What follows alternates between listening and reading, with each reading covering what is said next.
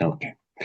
Good morning, everyone. Thank you for joining this third episode of the DSC Plus series of Innovators.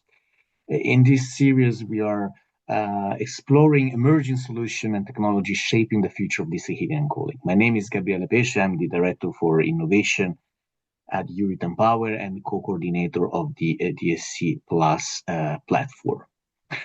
This series of webinar brings together innovators, industry experts, and practitioners to showcase new approach that can help accelerate the deployment, efficiency, and also the decarbonization of heat networks.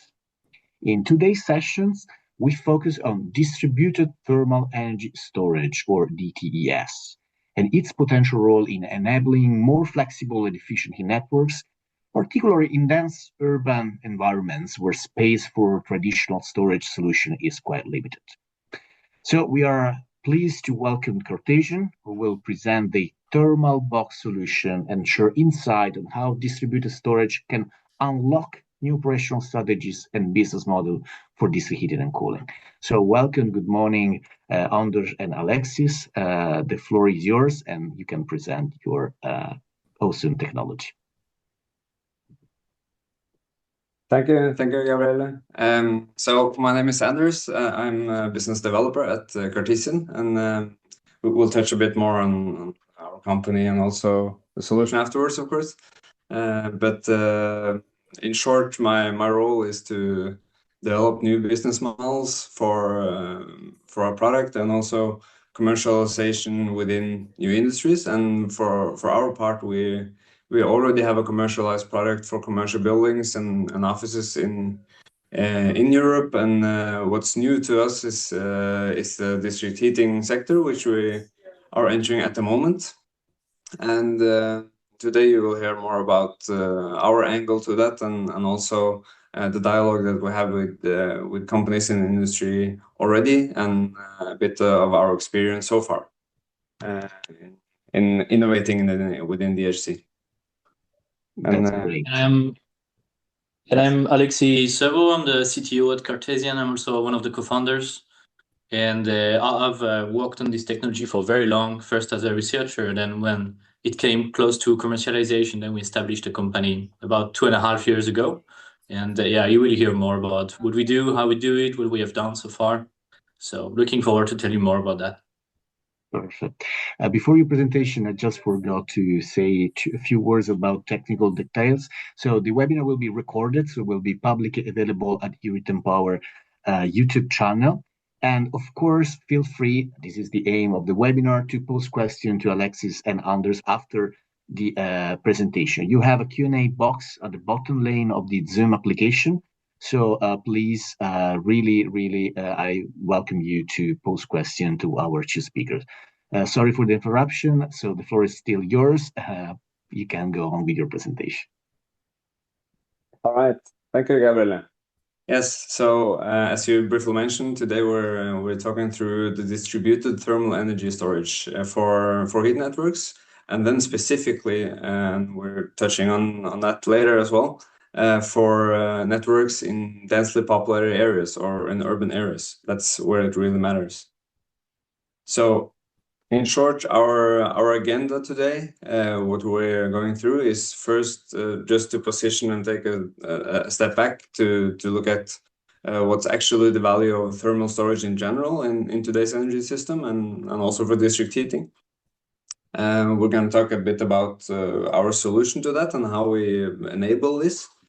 And then specifically about when we're distributing the thermal storage in a network, and how this can bring value to the district heating operator, but also the designers and the ones specifying how things should look like.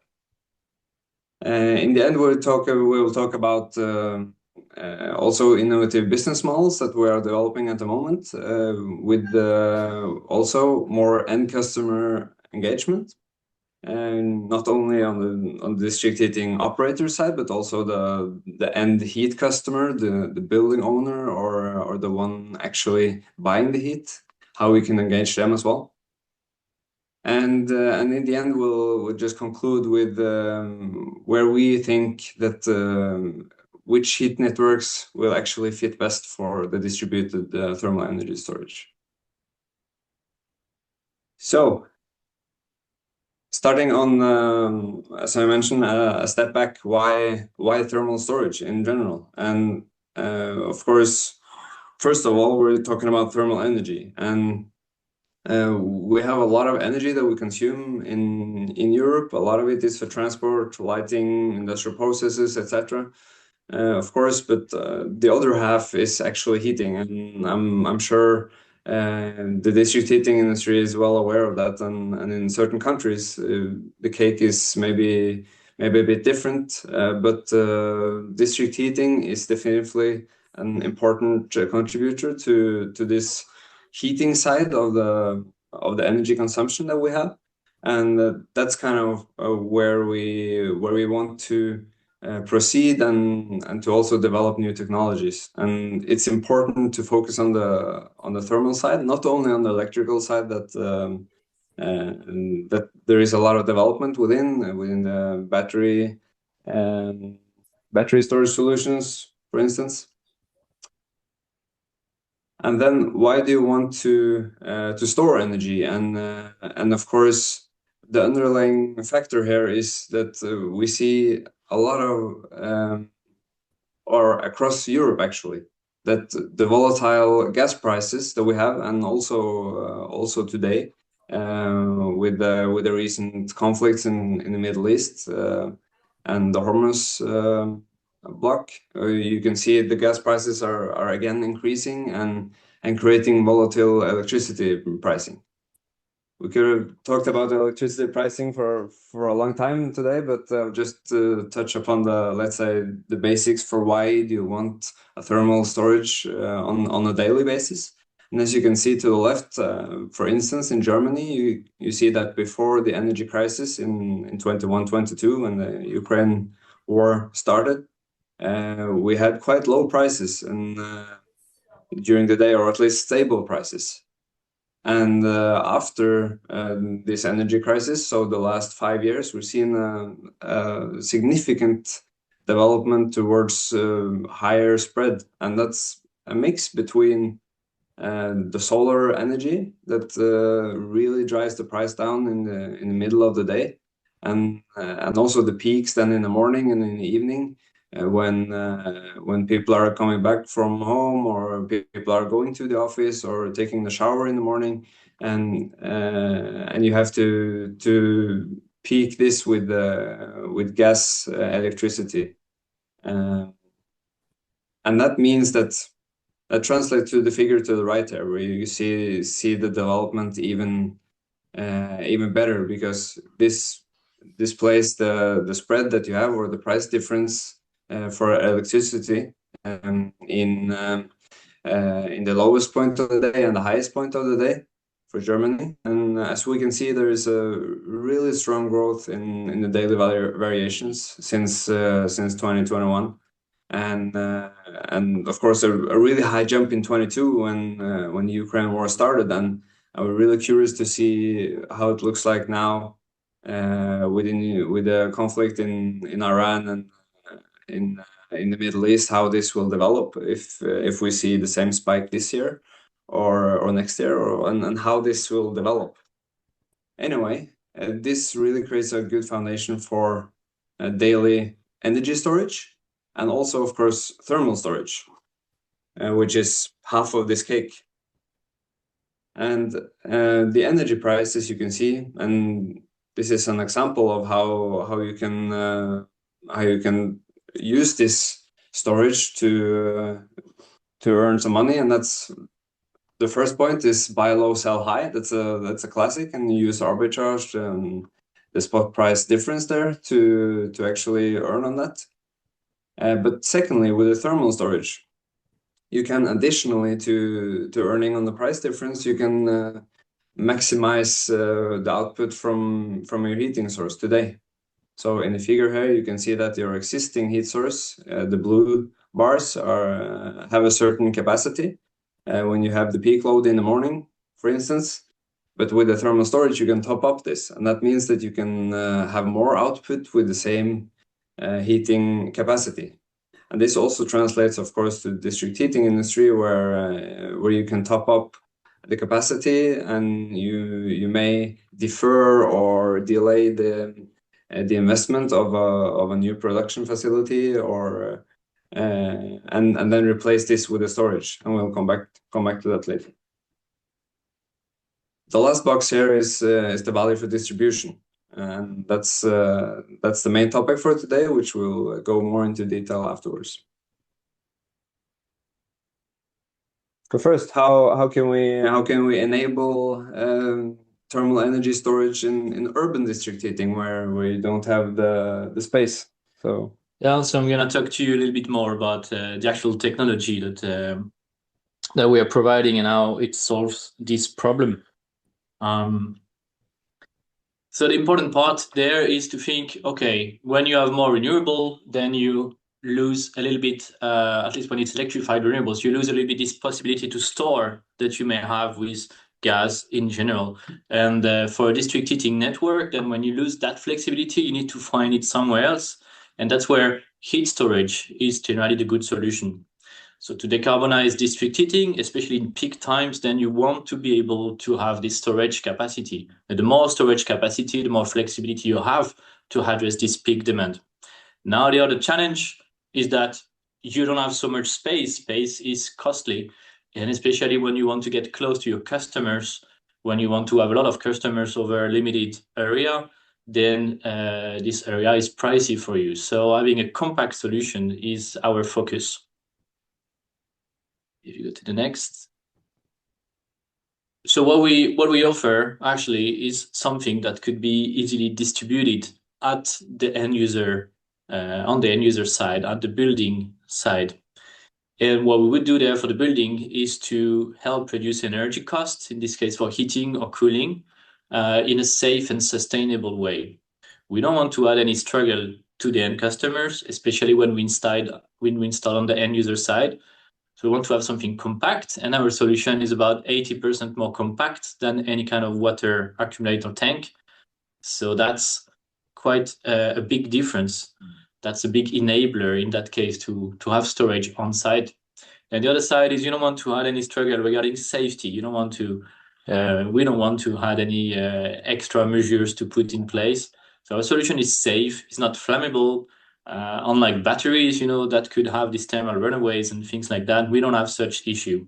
It's even also maintenance free, so we never need to open the box with relatively long lifetime. Expected lifetime is about 25 years without opening the box at all. So this is pretty awesome in that way. Then we can combine different modules together. It is scalable and especially plug and play. It's almost as easy as it looks on the picture on the left, that you just need to connect two pipes and then you are in operation. If you go to the next. Now, how do we store the heat and what makes it so compact? Is that we use what we call phase change material. So phase change material, to make it easy, you could think of water becoming ice and reversibly coming back to water. This is something that would happen, between 0 and 1 degree. So over a very limited temperature range, you could store a lot of heat or cold, depending on how you want to use it. And it's, for the case of water, almost as much heat to store between 0 and 1 degree than you would store between 1 degree and 80 degrees. So you see, if you just go for the sensible heat, storing heat in water accumulator tank, you would need a lot more temperature range to store the same amount of heat. So what you can do with water to ice, we do it also with other materials that are sustainable, like bio-based wax, and that make it also very compact to store heat or cold, depending on the applications you have. The thing to remember there is that going from solid to liquid, this phase change that we talk about for this phase change metal, it is not a chemical reaction. It is purely a natural conversion from solid to liquid and reversibly back to liquid, for example. So it's like something where you can recover fully the energy that you store.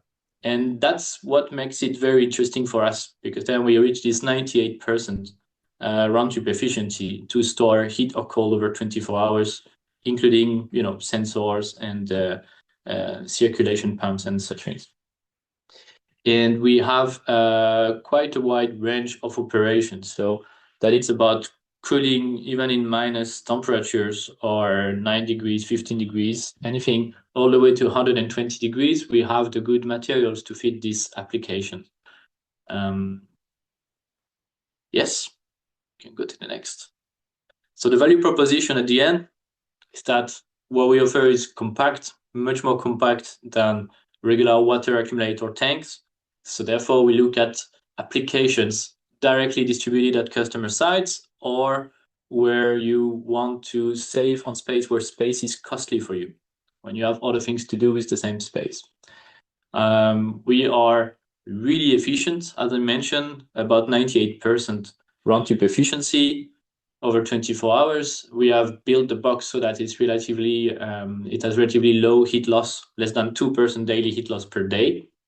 So that's a very good performance compared to any other way to store heat in general. And the other side of it is when you use phase change material, because they operate over this very limited temperature range, then you can be more efficient to store heat. Probably today, when you want to address peak heat demand in a district heating network, you will increase the delivery temperature, the supply temperature.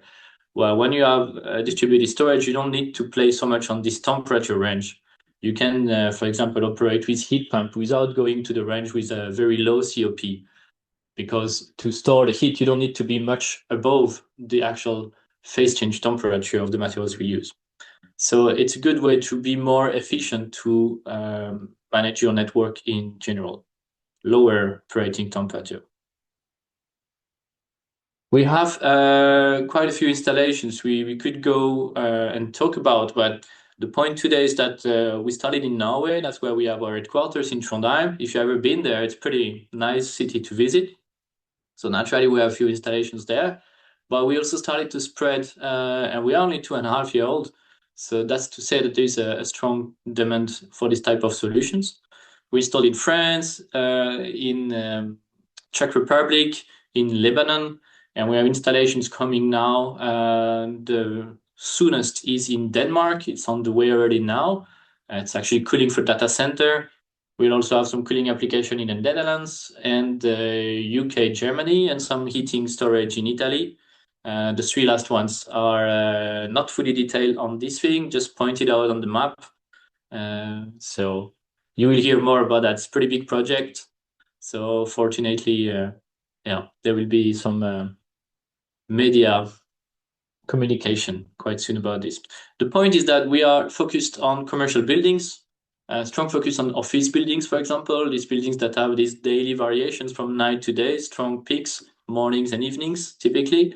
And that's where we do our best to address this variation in peak demand and provide the best value locally at the end user side. Yes. Thank you, Alexi. And then over to what's in it for the distribution context. And as Alexi just explained, with a compact storage, you're actually able to put some thermal storage or even increase the capacity with the space available on site. And the idea with distributed thermal energy storage is the following. And just to explain the drawing here to the left, you have your heat production facility, if that's a CHP plant or pellets or biomass or even a heat pump for the more modern networks. You have some kind of heat production facility, and you have your existing network, and this is connected to then several buildings, of course, and maybe you want to extend your network to a plant section, and then the idea is that you can place the distributed storage on site, both in your existing network to unleash the potential there, but also in terms of planning on the new ones. Either it's a new one from scratch or it's an extension of existing ones. And just to point out, where do we create value with the distributed storage? So to the right here, you have the entire value stack for distributed thermal energy storage, and the beginning of this is what we touched upon in the beginning, that for thermal energy storage in general, you have the two main value propositions, which is that you increase the peak production of your plant with the thermal storage. And secondly, you can produce the heat when it's cheap. You can produce and use waste heat incineration to a greater extent, and then have more or less free energy instead of burning with gas when it's peak time. So anyway, what source you have, you will still have some variations throughout the day or over time, and the thermal energy storage could help with this. But then for distribution, you have several other things to build on as well. And I'll go through them. And first of them is increasing the peak distribution, and that's the same concept as for increasing the peak production of your production plant. When distributing the storage, putting them on site, you actually increase the peak distribution that one pipe in a network can do. So if you want to distribute in your existing network, and you might want to extend your network with your pipes, they don't have the capacity at the moment because they're not dimensioned to that extension of the network. Then you can distribute the storage in existing network and also plan for that in your new section. And then that could enable that you can use smaller pipe size or smaller pump size, or in general just ramp up your distribution peak capacity in a network, in addition to what you have on the production side. And also for buildings that are located far away from the production site in a network, especially, and let's say that you have a large building, let's say a hospital or something, quite far away from your production facility, and this building or this customer has a peak demand for a few hours. Then instead of distributing this extra heat all the way from the production central or the production unit, you can store this locally earlier, and then you can actually have quicker demand response, and the hospital can cover their heat demand right away instead of having to wait for the delay in the network. Moreover, the heat networks, if you install the thermal energy storage and then you distribute them on site, you actually have an asset that can be used all year long. That means that during the winter, when you have the yearly peak demand, you will have the thermal storage will solve two things for you. It will increase the peak capacity of your production, but also of the distribution on the coldest days. But not only that, but you can use the storage the rest of the year to actually shift the energy from when it's cheap to produce, for instance, in the night with waste incineration, and then you replace the gas heating in the morning, or similar, and also on the quick demand response side, as mentioned. So, and then the question is, which we touch upon in the agenda here, that innovative business models. What have we discovered there, and what's the, let's say, innovative side, and what's the enabler that distributed thermal energy storage represent? And we have three ways to both integrate and also to sell the product, to actually integrate the business model as well.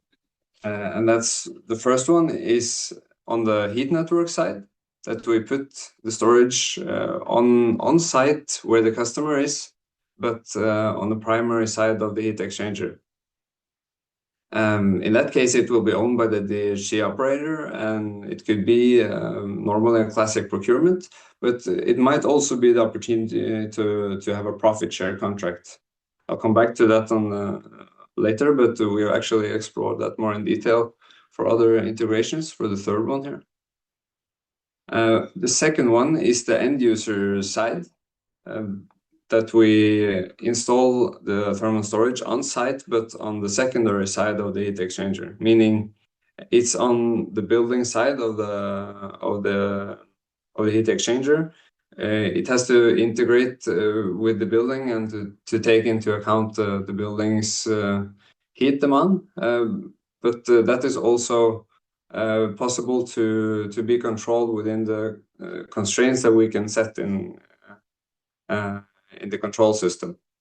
And then we integrate this with through our API with the control system of the DHC operator. This could potentially be owned by the DHC operator, as in the box in the middle here.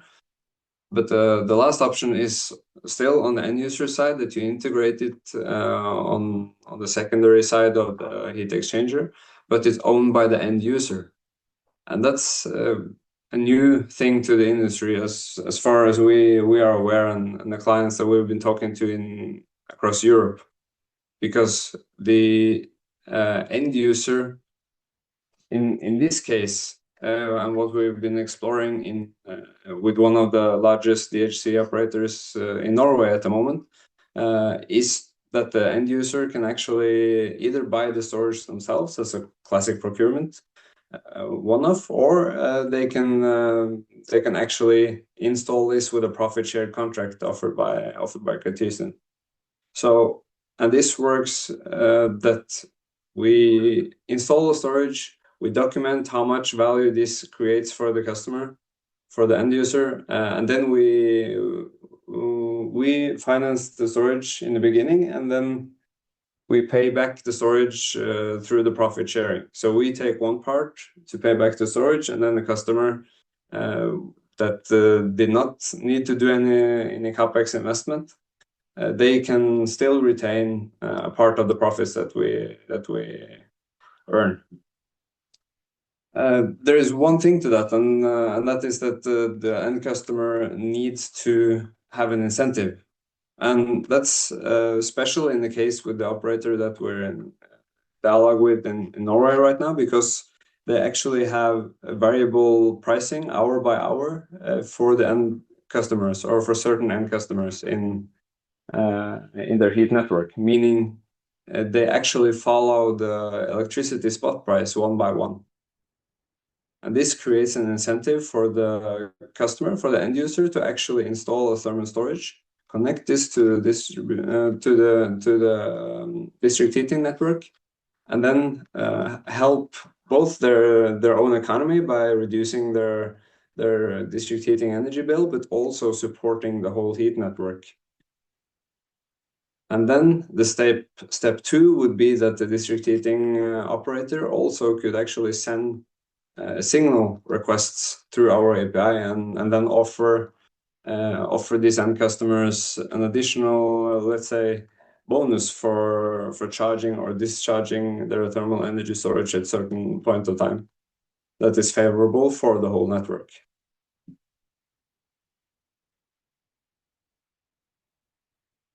Yes, and then which heat networks are the best fit for the distributed thermal energy storage? So our thoughts so far, based on the experience that we have with the dialogue with our current clients, is that best fit would be a heat network that is expanding. That they need more production capacity and or distribution capacity, because the thermal energy storage, as mentioned, can help in covering this need, while additionally it could assist the whole network and efficiency of the system the rest of the year. The second one is that it's located in urban areas. One point about that is that it's hard to find a site for a large water tank. and there might be limitations in terms of what are you actually allowed to put in the streets and in front of other buildings. So regulation-wise, that's also sometimes a challenge.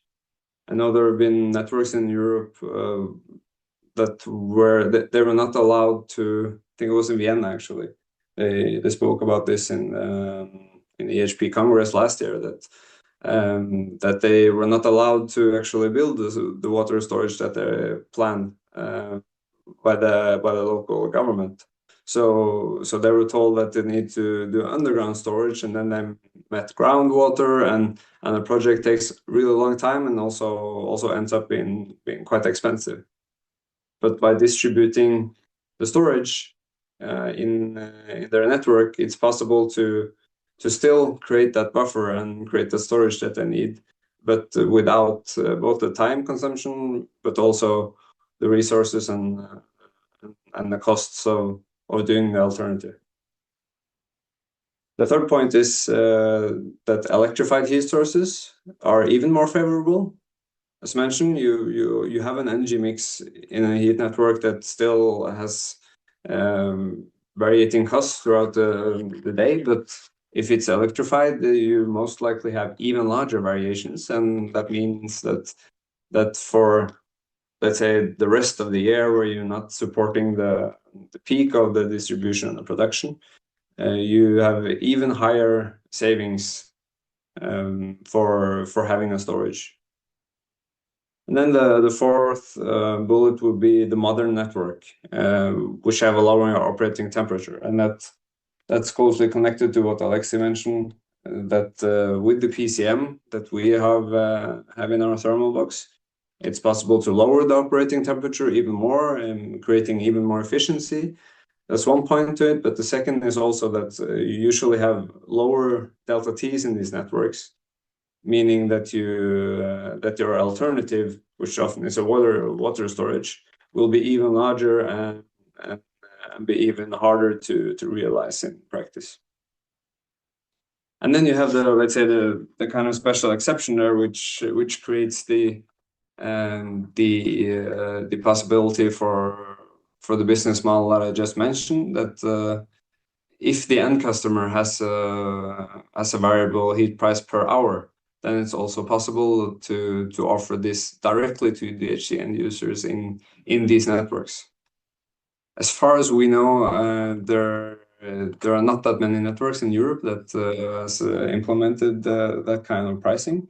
I believe our contact in Norway is the only one that we're aware of that has this one. But I know there are several networks that are considering to move in that direction. But of course, it depends on the regulations as well. So it might not be a thing that happens right away, but it's a possibility, and the concept of distributing thermal energy storage creates a lot of opportunities for both the DHC operator and also the end users.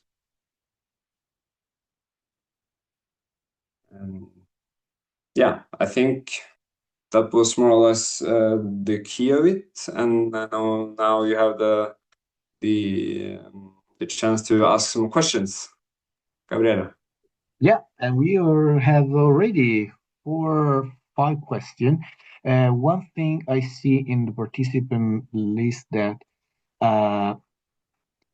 Maxime Oaks, you raise your hand, but I cannot give you the microphone, so please drop your question in the Q&A box. So in the meanwhile, I'm gonna go in order. By the way, thank you a lot, Alexis and Lavdos, for your very interesting presentation. If you wanna keep the slide with your contact, could be more useful for the audience. Marietta, can you go back? Maybe we'll let people to write down your contact if they want to contact you. In the meanwhile, so we have a question from William Vescura. Hello, does the PCM, so phase change material, needs to be replaced after the 25 years period? So we used to indicate 25 years expected lifetime without opening the box. What we know for sure is that the PCM, because this is a reversible phase change, right? It's not going to degrade in terms of performance for 10,000 cycles. And with about one cycle a day or more, this is more or less the 25 years period. So we don't expect that you need to change the PCM after 25 years. It's just that we cannot really engage to more than 25 years at that point.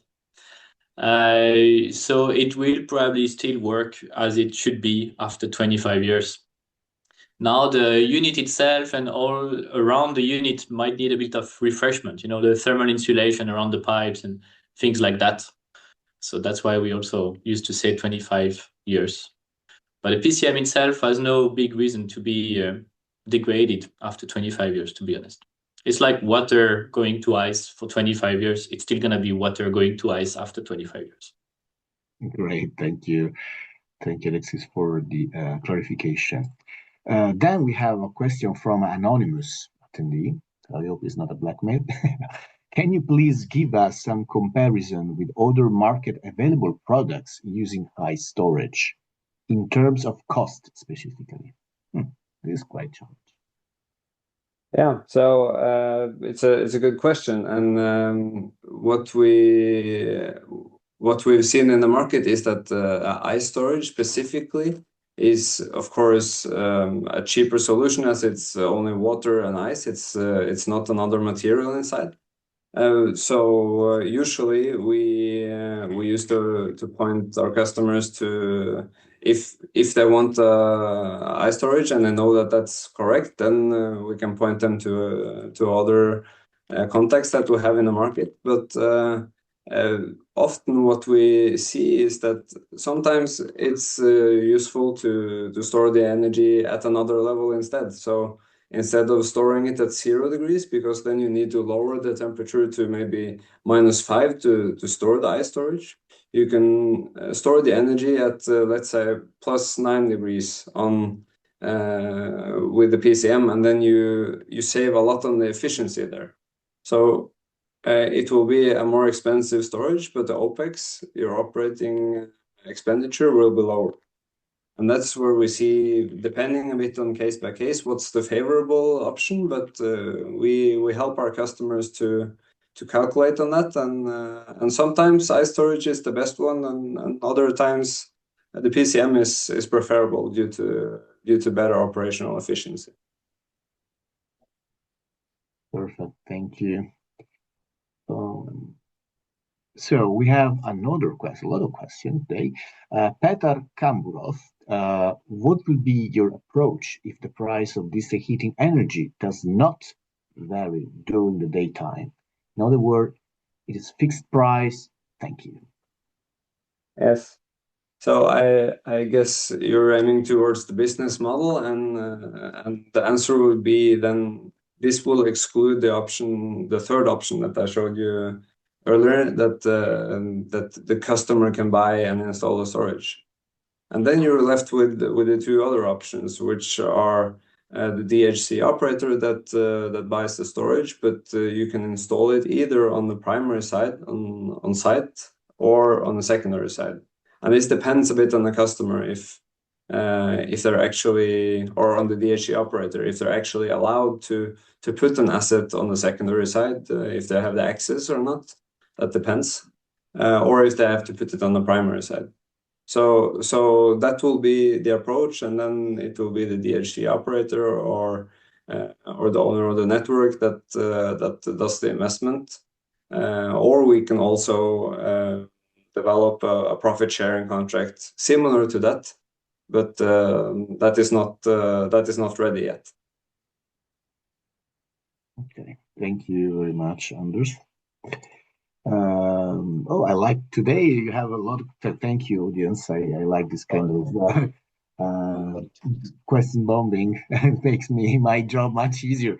We have a question from Davide Covolo. Thanks for interesting presentation. What's the smallest size in kilowatt hour of the box, and what's the cost per kilowatt hour? Do you also see potential or have any ongoing projects for residential use, like in multifamily buildings or single-family homes, maybe as a replacement for a domestic hot water tank? Thanks, Davide from Dating Europe. Yeah, thanks, David and Gabriele. So good question there. Today, so we have this scalable model, right, for our product. So one module has minimum size of 75 kilowatt hour. Then we can combine as many as we want. Some of the modules with dense PCM, so high capacity phase change material, they will have up to 125 kilowatt hour. So that gives, per box a certain cost, and cost per kilowatt hour would be somewhere between 150 up to 250 euros per kilowatt hour, something like that. Because some PCM like 48 degrees, 58 degrees would be just more compact. So that will make the whole price a bit smaller. Regarding potential and ongoing projects for residential use, we have today only one project in operation in residential use. It's a multifamily building. It's actually two buildings connected together to the same heating system. It's 32 apartments. It's been running for more than a year. And in that case, our heat storage is used as a kind of buffer between two stages of a heat pump system. That makes the heat pump system less dependent on outdoor temperature. So the COP, the coefficient of performance over a season, is higher. So they do save energy compared to running a heat pump without heat storage. So that's the benefit that they have. And the company that bought from us sells heat as a service, just like you do. So in district heating system. So that's also the worth of it. When you start operating with heat pump, to be more independent of the outdoor temperature for the energy efficiency. So it doesn't really replace a domestic hot water tank. It's more on the heating system side. Let's say the primary side of the heating system. Perfect. Thank you very much. A question from Jacek Bogucki. What are the typical temperature ranges to charge DTES in the working system? So the systems we have in operations today, and that's probably a very specific thing of our technology. The technology is really made to run with low temperature difference above the PCM temperature. So let's say you have a PCM running at 40 degrees. Then from 42 to 45 degrees, you will already be able to charge relatively quickly your system. And then you can discharge by sending water at 35 degrees. And then at the end, on the output of our system, the water will come out at close to 40 degrees.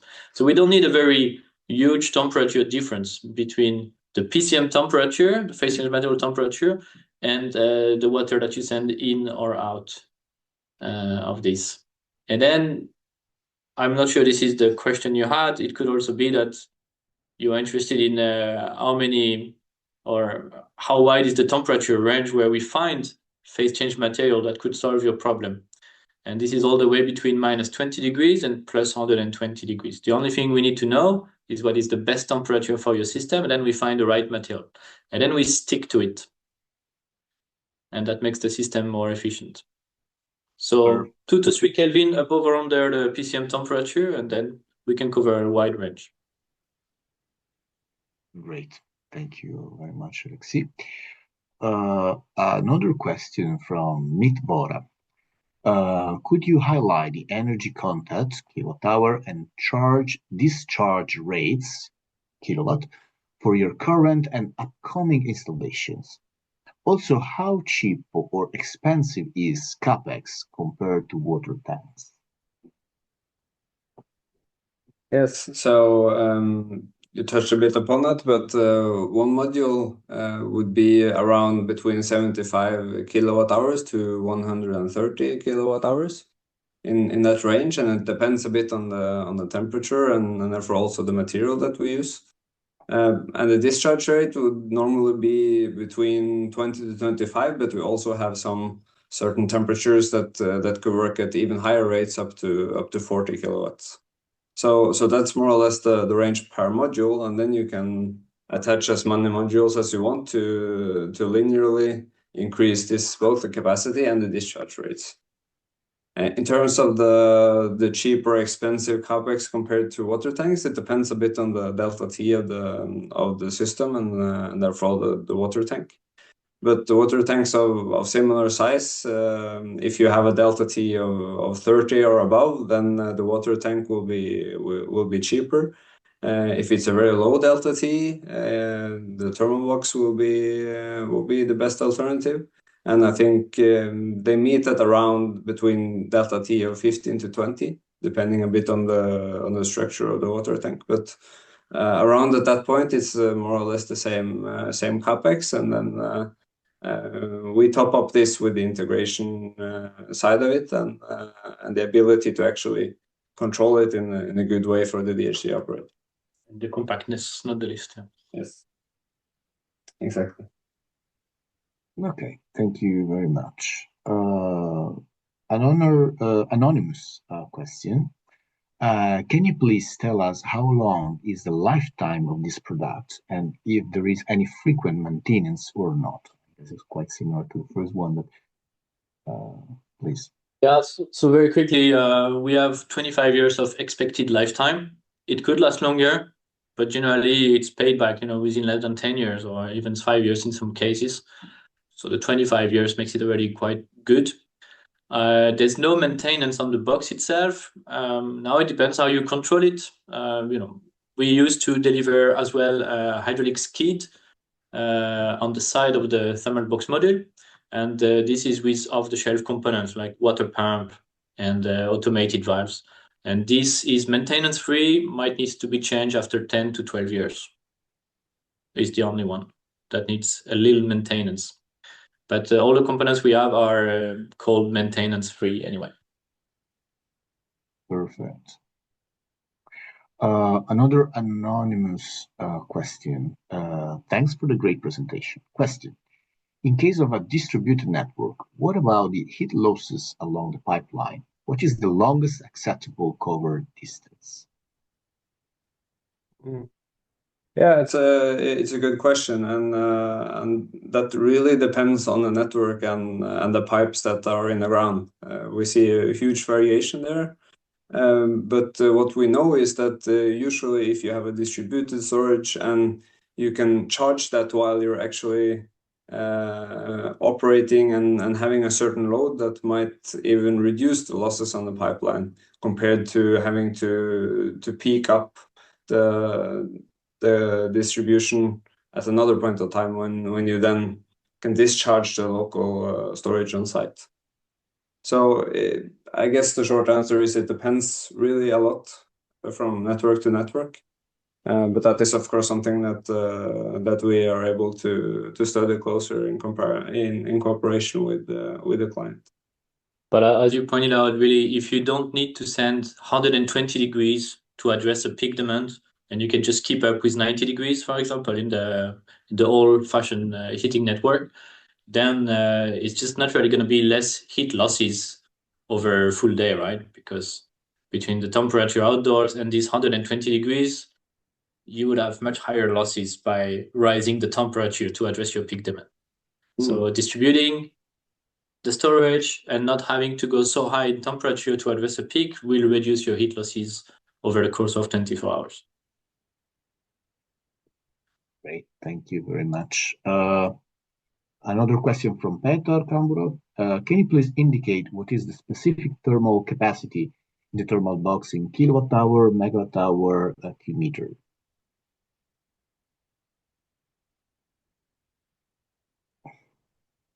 Yeah, we have some KPIs on that. It depends a bit also again on the installation, because if you combine X modules, you can stack it a bit different. So which makes it even more compact. But we can if you reach out to us, Petar, we can give you some more detailed numbers.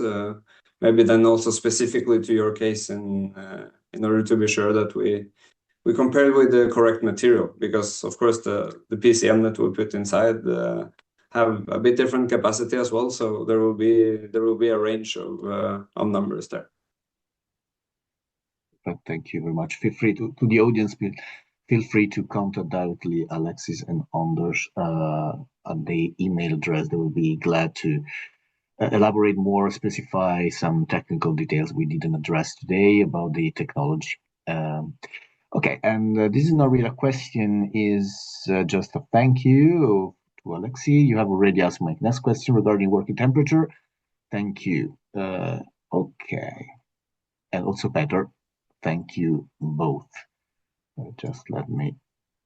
Okay, we still have, let's say, 5-10 minutes left, so maybe it's my turn to put some question. In the meanwhile, of course, I can remind people to use the Q&A box if they have still some question to our speaker. Let's say concerning temperature, I think probably you already answered in some way. You mentioned lower operating temperature as a benefit, of course. How does your solution perform in ultra low temperature, like 5th-generation DTES, where temperature spreads are minimal? Yes, it's again a very good question, and actually it performs even better because with with very low temperatures, the alternative, which is to store the energy with the water tank, will then have a very low delta T, meaning that the water tank will require even more space and will therefore also cost more, both in terms of the equipment itself, but also in terms of the site and the preparation. So in that context, it actually is even better. And these networks often run with heat pump technologies, and the production is really sensitive to what temperatures you're operating at. And with the PCM storage that we can offer, you can actually even lower this operating temperature and then further increase the efficiency of the heat pump and what's actually producing the heat in this network. So the short answer is that it's even more favorable and among the, let's say, the best fit for this solution. That's very good, also in the light of the more and more utilization of very low grade waste heat harvesting from tertiary sector, or I'm not speaking about industrial that is still high, but let's say tertiary sector or public building like hospital or supermarkets, so on. So that's a good news. Okay. Speaking about, let's say, investment, you said that your solution increases peak production and distribution capacity. In practice, how much can it defer or avoid, let's say, network reinforcement investment? Can you estimate a percentage? 5, 20, 50%? It's hard to tell in a general level, but of course it depends on the size, and for a smaller, let's say, more or less what you in German at least will call the Nahwärme, in the smaller district heating networks for a neighborhood, that will provide even higher relative increase, or then translated to deferred investment costs. So for those, we will expect more than 10%, maybe even up to 30 for the smaller ones. But the important part here is that actually every single storage contributes to the whole network, and also in terms of especially for the network that we're in dialogue with in Norway, that they can actually engage the end customer as well, and that's as mentioned a really exciting enabler in terms of innovative business models as well. Absolutely. Another practical way to see this maybe is to think that you can cut, let's say, the 4 to 8 hours with the highest peaks during the day. So it depends really on your amplitude, right? For when it's cold outside, maybe you don't have such a big amplitude for the peaks. Maybe it goes 30-40% higher 4 to 8 hours during the day. So that's these hours we can cut. When it's about cooling, generally you don't need much cooling at night and you need a lot of cooling in the day. So then the amplitude is higher over 24 hours. And then we can really make a big difference, sometimes down to 60% reduction of the peak demand. So I would say for cooling is even higher amplitude. than for heating. And it really depends on the cases. But the point, 4 to 8 hours of the peak time we can cut. Okay, thank you. I know that it was not an easy question to reply, but you covered very well. Thank you. Thank you both. Okay, we still have 2 questions from the audience. Thank you, audience, for being so supportive. So, Mitvor again, how robust is the PCM? Today, I am operating a 80-40 network. But if I were to move to 60-30 network in future, would the storage still be as effective or relevant? Well, in some way we already replied, right? Yeah, I think if you at least compare to the alternative, which is hot water tank, yeah, it would be even more relevant in terms of costs and compactness. The robustness of the PCM, yeah, I think it's answered somehow. It still is 25 years expected lifetime without maintenance. Something to consider also when you compare between accumulation of water in a tank, then you think of a volume that is pressurized, and the PCM itself in our solution is not pressurized. So therefore we can also have it maintenance free for 25 years. It's just atmospheric pressure in the PCM itself. It's just the little water circulating in our system that is pressurized, but it's very little volume compared to the energy you store. Okay, thank you very much. It's more robustness. Yeah. Sorry, come again? No, just keep on. Okay. We have a last question from Borivoy Stepanov, quite technical. Have the problems associated with phase change material been fully resolved in your products? For example, phase separation, supercooling, corrosion issues. Lesson learned from Maria Talke's experiments with Glauber salt. And I will skip the chemical formula now. I can take this one. So most of the products we delivered, they are actually not using salt based PCM. So we mostly use this bio-based wax. And so it's a biodegradable product, but only if it's not kept within our closed box. So a closed box prevents this biodegradation to start with. Anyways, but we have it's a pure product. So it doesn't separate into different things because it's only one product. So that's also one of the reasons why it lasts for very long. So it's very different from the salt PCM. And then we start delivering products based on what we call salt PCM anyway, but it doesn't include this sodium part there that is making it a little bit more corrosive. We only use salts that are actually not corrosive in this new product line that we are putting out now. So this corrosion issue, phase separation, we don't have that. And supercooling, it may be some supercooling in some product, but we only use products that have like maybe 1 degree of supercooling. So nothing problematic in the way we use them. Everything that is higher in supercooling, that means that you would have to go lower in temperature to have the product solidify again. We don't use them. We qualify all our products so that they are not problematic. They have to be durable, 10,000 cycles, no high degree of supercooling, no corrosion. Otherwise, we don't use them. Great. I thought that it was probably not a very easy question. Thank you very much. So, our 1 hour is past. Probably I would like just to give you one last chance to promote your technology. In 30 seconds, bullet point, why should we buy your technology or use your technology? 30 seconds, your strongest point. I know it's never easy to reply that, but just like pitch.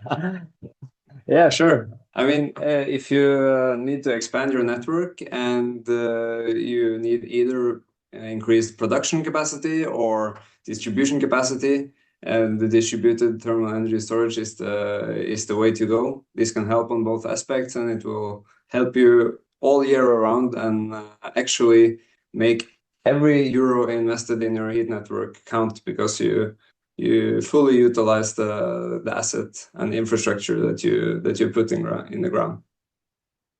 Perfect. Thank you. Short version. It's perfect. Thank you. Really, I didn't count the seconds, but probably worse, like a 30 seconds perfect. Thank you, Alexi. Thank you, Anders, for your engaging and very inspiring presentation. Thank you, the audience, for being so participative. So many questions that highlight quite a high interest in your technology. Before leaving you, just some Irritant Power promotion. So just a reminder about our Congress. Is the biggest district heating and cooling related event in Europe. We have more than 500 participants, usually from all the district heating and cooling world industry. 9-11 June 2026 in the beautiful city of Krakow. We are waiting for you there, so don't waste your time. You can also benefit from some early birds fee. Then we have also the upcoming Innovators webinar, one on the, if I'm not wrong, 11th of March. Of course, my calendar is not working right now. Thank you, Marietta. 11th of March, evaluating embodied carbon in network projects. 16th of March, from design to optimization, digital intelligence for next generation heat networks. And of course, the Congress is something that I already mentioned. Thank you. Thank you for spending this 1 hour with us. Thank you, Alexis. Thank you, Anders, again. And see you soon for the 4th episode of this webinar series. Thank you very much. Have a great day. Bye-bye. Thank you, Gabriele. Thank you for joining and the good questions today. Absolutely. Bye-bye. Bye.